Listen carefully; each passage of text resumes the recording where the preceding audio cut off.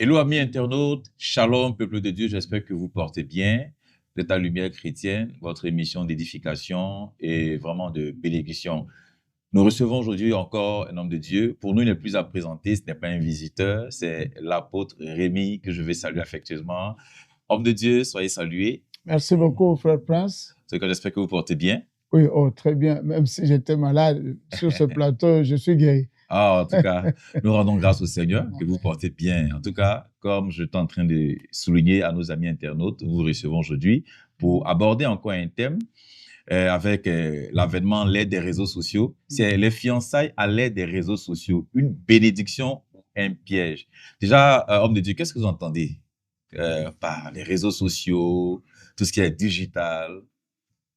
Bon, les réseaux sociaux, au fait, les réseaux, c'est-à-dire la connectivité de la société au travers de la nouvelle technologie. Okay. C'est ça, les réseaux sociaux. D'accord. Ça peut être imagé, ça peut être sculpturaire, ça peut être aussi visuel. D'accord. Donc, tout cela en combiné, ça s'appelle les réseaux sociaux. Okay. Les moyens de communication purement digitalisés et modernes. D'accord. Homme de Dieu, quel impact les réseaux sociaux ont-ils sur les relations de couple aujourd'hui? Ok, moi je pense que l'homme n'a pas changé. L'homme est le même. À l'époque, il y avait des photos romans, des romans photos. Il y avait aussi des livres, il y avait aussi les moyens de lettres. Nous, à notre époque, on écrivait, on envoyait des fleurs, on dessinait aussi. Donc, moi, je pense que l'occupation de l'homme fut le même. Mais aujourd'hui, avec la nouvelle technologie et les moyens qui occurrent aujourd'hui, beaucoup de gens sont en possession au moins de l'instrument de communication à la portée de la main. Voilà. Son danger, c'est de perdre la focalisation. On n'est plus focus sur un sujet. On devient un peu diversifié, donc on devient aussi distrait. C'est ça le seul danger, la distraction. D'accord. Déjà, partager son engagement en ligne, est-ce un témoignage ou une source de tentation? Bon, la personne qui le partage en ligne peut être naïve. D'accord. C'est un témoignage qu'elle fait, mais elle se crée aussi des problèmes. Des problèmes, pourquoi? Dans quel sens, effectivement? Dans le sens où elle va créer des jaloux. Ok, d'accord, oui. Vous voyez? Pas faux. Elle va créer des jaloux. Même les gens qui l'avaient oublié lui disent, tiens, moi je suis encore ici, je n'ai rien, mais comment là-bas ça s'allume? Oh non! Vous savez que la meilleure sorcellerie, c'est la jalousie et la colère. Ça, c'est pas faux. D'accord, mon Dieu. Comment éviter donc que les réseaux sociaux deviennent une source de pression dans le couple? Ok. Comment éviter que les réseaux sociaux deviennent une pression dans le couple? C'est-à-dire que quand vous êtes en couple, éteignez vos téléphones si vous voulez. Ou bien utilisez les téléphones comme téléphone, mais n'allez à la recherche de rien, ni d'image, ni de son, ni de musique. D'accord. Voilà. Quand vous êtes à deux, éteignez ces histoires, éloignez-les de vous. D'accord. Déjà, une parenthèse, mon Dieu. En partant de ce que vous venez de donner comme réponse, que pouvez-vous dire, on va dire, des partenaires, soit ça peut être la femme ou l'homme qui disent que « Oh, mon téléphone, c'est à moi, il est personnel, et tu peux pas rentrer sur mon réseau social. » Comment vous voyez ça? Est-ce, on va dire, une forme d'infidélité, de cachotterie, ou c'est quoi? Quand un partenaire cache son téléphone ou ne veut pas que son époux ou bien, on va dire, sa compagne puisse voir ce qu'elle a comme information dans son téléphone. Bon, moi, je pense que le couple doit être basé d'abord sur la confiance. D'accord. Sur la confiance. Et tout ce qu'on trouve dans nos téléphones modernes ne sont pas réellement les choses que moi j'ai demandé ou que l'autre a demandé. Okay. On te balance tout. On te balance tout. Il y a un temps où on peut, par exemple, reset le téléphone ou bien download certains éléments où d'autres éléments vont s'infiltrer. Donc, tu peux avoir des images dont tu n'es pas responsable dans ton téléphone. Alors, ça, si les gens n'ont pas la maîtrise et la connaissance, comment les choses se déroulent, ça peut porter préjudice. La Bible, il y a un verset qui dit, ne t'occupe pas trop de ce que les gens disent de toi. Un jour, tu peux surprendre ta bonne, ta servante, ton esclave, en train de te maudire ou en train de parler de toi. Donc, quand vous êtes en couple, il faut éviter cette curiosité d'aller vers le téléphone de l'autre. D'abord, c'est la confiance qui doit être parmi le couple. Vous voyez? Et puis, le numéro de téléphone, ce n'est pas seulement toi qui provoque. Un homme peut trouver la femme d'un autre belle. Il a son numéro de téléphone comme éventuellement un collègue ou un taximan ou un frère de l'église, ainsi de suite, qui peut lui envoyer des éléments. Bon, c'est pas de sa faute, elle a reçu, voyez? Et c'est très difficile de corriger ça. Moi, je pense que pour s'éviter un peu de problèmes, la meilleure façon d'éviter que le média, les réseaux sociaux deviennent source de disputes, il faut les éviter, et éviter d'aller par curiosité voir le téléphone de l'autre parce que ça devient manque de confiance, en fait. Excusez-moi, mais d'aucuns disent que quand on est, on va dire, on est en couple ou on est fiancé, on est ensemble, cacher quelque chose à l'autre, c'est comme une trahison. Donc, d'aucuns disent que en tant que des couples ou des fiancés sur le point de se marier, on ne doit pratiquement pas se cacher des choses. Je ne pense pas, surtout les fiancés. Les fiancés, je ne pense pas. Parce que fiancé, c'est seulement une promesse. C'est ça. On n'est peut-être pas sûr que le mariage va aboutir. C'est vrai aussi. Et puis, on ne peut pas casser toutes les relations comme ça, parce qu'on veut se marier. Et puis, la cachotterie a toujours existé, même depuis Abraham. Lorsque Dieu va lui dire, bon, va sacrifier ton fils, il n'a pas dit à sa femme. Mais ça dépend de quoi. Moi, je pense que cacher, ce n'est pas seulement un mauvais signe. Cacher, ça peut devenir aussi une prévention. Vous voyez? Bon, ça dépend dans quel sens on le prend. Mais comme j'ai dit auparavant, un couple, que ce soit fiançailles ou de mariés, doit être basé sur la confiance. En effet. Sur la confiance. Même si ton mari, même si ta femme, ta fiancée, ton fiancé, laissez son téléphone.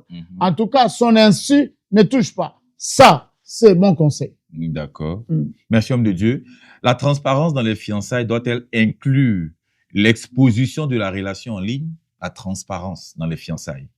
Est-ce qu'elle doit inclure l'exposition de la relation en ligne? Bon, en ligne, nous avons notre site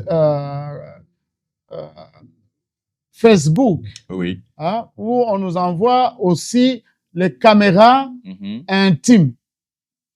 On les a pas, nous sommes une église quand même. On va pas demander aux gens de nous envoyer leurs caméras intimes. Donc, si vous y entrez, vous allez vivre des scènes en direct dans ce sens. Vous voyez que on est quelque part victime. Parce que les pages Facebook, ceux qui entrent, vous ne les contrôlez pas. C'est ça. Et c'est aussi difficile de les chasser. Vous voyez? Donc, vous êtes contrôlé, téléguidé, quelqu'un d'autre qui vous contrôle. Donc, ça peut créer, ça peut être une source vraiment de destruction lorsqu'on ne sait pas trop les contrôler et lorsqu'on n'a pas la vraie information sur les détails. Déjà, comment s'assurer que notre relation reste centrée sur Christ et non sur l'image en ligne? Bon, l'image en ligne, en fait, n'est pas faite pour vous exposer. Si vous êtes des fiancés, il faut mener votre fiançailles en catimini, donc dans la discrétion. Bon, prenons le fait que tout le monde savait que Joseph était fiancé à Marie. Mais le jour où Marie sera surprise enceinte, Joseph va dire non, non, non, ça, je vais le faire en secret. Parce que je ne vais pas détruire la réputation de celle que j'ai aimée, de ma fiancée. Moi, je pense que les réseaux sociaux, c'est pas vraiment ça le problème. Le problème, c'est le caractère, la nature, avec qui tu veux marcher, avec qui tu marches. Donc, l'amour avec suspicion n'est plus réellement de l'amour, c'est autre chose. Si tu n'as pas confiance à celle qui deviendra ta femme demain ou ton homme demain, alors il faut arrêter. Il faut arrêter. Il faut partir par la confiance. Parce que la haine, le soupçon, ça a exactement les mêmes pouvoirs que la foi. Comment pouvez-vous expliquer ça un peu? Bon, j'explique. Ça, c'est des cas réels. Un homme qui était qui vivait, qui aimait son couple, mais sa femme lui disait toujours, toi, tu aimes d'autres femmes. Toi, tu sors avec d'autres femmes, alors qu'elle était innocente. C'est sa façon d'être un peu à l'aise, comme on dit, être cool avec les autres, tout ça. Mais la femme gardait sa suspicion. Un jour, en voyage, cela lui est arrivé, hein, cette tentation. Alors, son cœur lui a dit, mais tiens, que tu le fasses, que tu ne le fasses pas. Ta femme sait que toi, tu couches avec les femmes. La femme n'a pas confiance, en fait. Voilà, ces paroles de la femme consolent l'âme et la conscience de l'homme. Oui. L'homme est allé. L'homme est allé, il a fait un deuxième enfant en dehors. Pourquoi? Encouragé par ça. Parce que les gens ne comprennent pas qu'en disant le positif à un mauvais, le mauvais peut devenir bon. À force d'être appelé, ça, on finit par le devenir. On ne peut récolter que ce qu'on a semé. Tu as semé des doutes, tu as semé des soupçons, et voilà ce qui t'arrive. C'est pas que tu arrives, c'est toi qui l'as entraîné dans ça. Parce que le raisonnement de ce que tu lui dis a retenti, et sa conscience s'est sentie à l'aise. Mais après tout, je vais mourir pour rien. Voilà. Ah, oui, c'est pas quand même fou. Mieux que je sois condamné. Genre, il s'est dit que même s'il ne fait pas, il accuse, donc il va faire. Voilà. Mieux vaut que je sois condamné pour ce que je fais que pour ce que je ne fais pas. Et donc, la suspicion d'une fiancée vers son fiancé ou d'un fiancé vers sa fiancée, disons, entre guillemets, je me le permets, est interdite. Sinon, ça va créer, ça va générer des situations. Ce que je crains, c'est ce qui m'arrive de la Bible. Comme l'apôtre Paul l'avait dit. Oui. Oh, okay. Homme de Dieu, quels sont les signes que notre couple est trop influencé par les tendances digitales? Bien sûr, votre couple est influencé par les tendances digitales parce que vous vous exposez tous les deux, hein, en ligne. C'est ce que vous voulez, parce qu'il y a le filtre aujourd'hui. Hein, les hommes de teint aussi catastrophiques que le mien, par exemple, avec les réseaux sociaux, bon, je peux devenir qui je veux. Je peux avoir un joli nez, je peux avoir de belles lèvres, tout ça que je n'ai pas. Vous voyez? Donc, les autres veulent paraître, hein, les autres ne le veulent pas. On ne peut pas les en vouloir. Chacun a son goût, le goût et les couleurs, on ne peut pas discuter. Mais pour moi, c'est un danger pour un couple de s'exposer ainsi. Parce que ça peut générer des jaloux et même des ennemis. D'accord. Comment donc utiliser les réseaux sociaux pour encourager d'autres couples plutôt que pour se vanter? Oh, bien sûr. Moi, je pense que ta question porte aussi leur réponse. Hein? Leur réponse. Il faut pas se vanter, mais il faut imprimer les conseils, la lumière, les bonnes voies, les bonnes manières aux autres. Et les réseaux sociaux, ce sont des moyens moins chers et plus rapides. Oh, ok. Dans quel sens, s'il vous plaît, homme de Dieu? Bon, dans le sens où ce que vous mettez sur les réseaux sociaux à cet instant, le monde entier le sait. C'est dans ce sens-là. D'accord. Mais détrompez-vous. Si vous dites du bien de votre mari ou de votre femme sur les réseaux sociaux, personne ne va le publier. Mais si vous dites le mal, tout le monde va le publier. En tout cas, comme pour dire que c'est ce qui est mauvais, qui est viral, qui fait le buzz. Bien sûr. Même si tu veux devenir populaire, accepte qu'on dise un peu de mensonges sur toi. Dans les réseaux sociaux, tu seras connu partout. Même Jésus-Christ. Jésus-Christ est devenu populaire, c'est par ses ennemis. Ce sont les ennemis de Mahomet qui ont écrit le Coran. Qui l'ont rendu populaire. Moi, je pense que c'est un peu ça. C'est pas faux. Il y a des gens même qui disent effectivement que pour vous faire connaître les réseaux sociaux, il faut faire seulement des choses médiocres. Bien sûr. Ça va passer. C'est quand même triste, hein, mais bon. Voilà, que Dieu regarde nos émissions, par exemple. Nos émissions de DTN. Les gens regardent et se freinent de partager. Vraiment. Parce qu'il y a certains sujets qui devraient avoir des milliers et des milliers de vues aujourd'hui. En fait. Mais qui restent à 160, à 45, tout ça. Les gens se refusent. Se refusent parce qu'ils n'aiment pas ta tête, tout ça. Ils vont les partager avec qui? Or, le sujet est là. C'est ça. En tout cas, merci, homme de Dieu. Les likes, comme on dit, les j'aime et les commentaires peuvent-ils influencer notre perception du bonheur conjugal? Le commentaire, les gens laissent en dessous de vos vidéos, de vos photos. Est-ce que les commentaires peuvent être... La réponse est oui. OK. Hein, la réponse est oui. Mais celui qui fait j'aime, il ne vous dit pas pourquoi il fait j'aime. Ah, c'est ça aussi, hein. En tout cas, vraiment, parce que le j'aime là cache beaucoup de choses. Oui, parce qu'il te dit j'aime. C'est un j'aime amoureux. J'aime ta femme. C'est ça. J'aime ta femme et pas toi. C'est vrai aussi. Justement. Donc, dans quel sens alors? Non, ceux qui vont baser leur amour sur ça, c'est du virtuel. C'est insensé, hein. Utilisons le langage biblique. C'est insensé. Oui, oui. Un couple n'a besoin des j'aime que de l'un et de l'autre. Tout ce qui viendra, ça ne les intéresse pas. Ça vient encombrer. Ouais. Il faut qu'on nous laisse un peu de terrain, il faut qu'on nous laisse un peu d'espace. On veut se dire je t'aime entre nous. Vous voyez? Yeah. Partant de là, j'ai une question qui me vient à la tête. Je prends un exemple de ce que j'étais en train de vous demander, les likes, les commentaires. Est-ce qu'il y a un homme peut se mettre en colère ou peut tomber dans une jalousie par rapport aux commentaires ou aux likes sur la photo ou bien une vidéo de son épouse? Bon, s'ils ont fait à deux, est-ce qu'il il va tomber en colère. Est-ce que c'est normal pour lui de tomber en colère ou d'être jaloux? Non, s'ils les ont fait à deux, pourquoi? Ok. Il récolte ce qu'il a semé. Et si on va dire, c'est le compte de sa femme, elle seule, son épouse, et il tombe là-dessus comme ça, on va dire s'il y a un commentaire ou s'il y a un like, il voit un j'aime là. Est-ce que c'est normal pour lui d'être en colère? Donc, lui pensait que sa femme va diffuser ça seulement aux aveugles. Hein? Et il aime sa femme, les autres aussi peuvent l'aimer. Vous voyez? Ça, c'est une réalité. Hein? Mais pourquoi être mécontent du fait que beaucoup de personnes aiment ta femme? Il faut te sentir peut-être flatté parce que tu as une femme qui est désirée de tous ou de plusieurs. Parce que les gens se disent 7 ans jamais. Mais il ne peut pas accéder. Les gens se disent 7 ans jamais. Ah bon, peut-être, hein, mais ça dépend aussi des comportements. Oui, si tu as accepté que ta femme déjà fasse ça, alors il faut être prêt à subir toutes les conséquences possibles. Oui, voilà qui est bien dit. Voilà qui est bien dit. C'est quand il y a des gens, par contre, ils interdisent carrément. Alors, leur femme ou les deux, d'un commun accord, comme ils disent carrément non aux réseaux sociaux. Oui, oui. Bon, faut pas interdire à la femme parce que la femme n'est pas notre propriété, notre chose. Hein, la femme, c'est un complément de l'homme. En fait. Hein, il faut vous mettre d'accord. C'est ça. Hein, voilà. Ma chérie, ça me dérange. Quand je vois ça me dérange. Qu'est-ce que tu en penses? Hein, je voudrais que je sois le seul à t'aimer. Hein, et que ce soit en public, que ce soit en secret.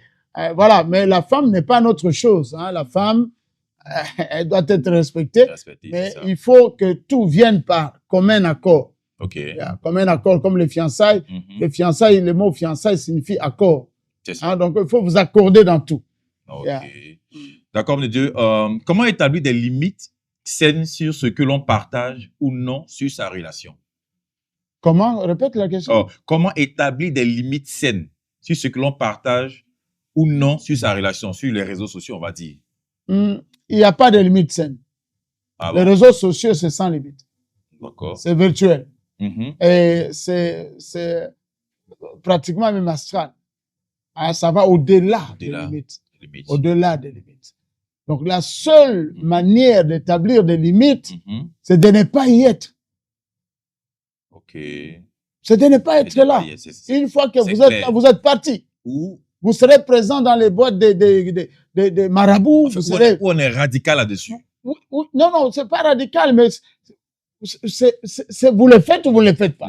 Le digital, c'est 0 and 1. Hein? Il n'y a pas, il y a. Donc, choisissez. D'y être, si vous y êtes, vous partirez sans limite. Hein? Si vous choisissez de ne pas être là, vous resterez dans l'intimité comme vous l'êtes. Voilà. Nos motivations à publier sur notre couple sont-elles toujours pures ou alignées avec Dieu? Nos motivations. Bon, je ne pense pas que on peut juger ses motivations parce qu'il faut d'abord être la personne qui est motivée pour connaître le vrai sens de sa motivation. Moi, je pense que en tant que chrétien, tout ce que nous sommes amenés à amener au loin, c'est l'évangile et les témoignages. Amen. Et tous les restes, gardons-les pour nous. Voilà. D'accord. Je pense que c'est ça. D'accord. Avant de poursuivre, excusez-moi, de Dieu, je veux rappeler à nos amis internautes que vous êtes à Lumière Chrétienne pour ceux qui nous prennent en marche et sentez-vous libre de liker, de vous abonner à la page et de partager aussi pour faire un grand bien à ceux-là qui, par votre partage, c'est pas nous découvrirons. Et vraiment, laissez aussi des commentaires si vous voulez pour des suggestions, pour des choses que nous ne comprenons pas bien. Nous ferons le plaisir de vous répondre avec le temps. Donc, homme de Dieu, je disais tantôt, la question suivante est, en quoi la prière peut-elle nous aider à gérer notre présence numérique en tant que couple? Ok, bon, la prière, le numérique, c'est normal. Parce que l'homme a toujours besoin de l'aide divine afin de mieux s'organiser, afin de mieux se contenir, afin de mieux se maîtriser. La prière est importante lorsqu'il y a une discordance entre l'homme et la femme, entre les deux conjoints, les deux couples, les deux fiancés. Et la prière, c'est un élément catalyseur d'un accord harmonieux. Moi, je pense que la prière est utile s'il y a dissension entre les deux.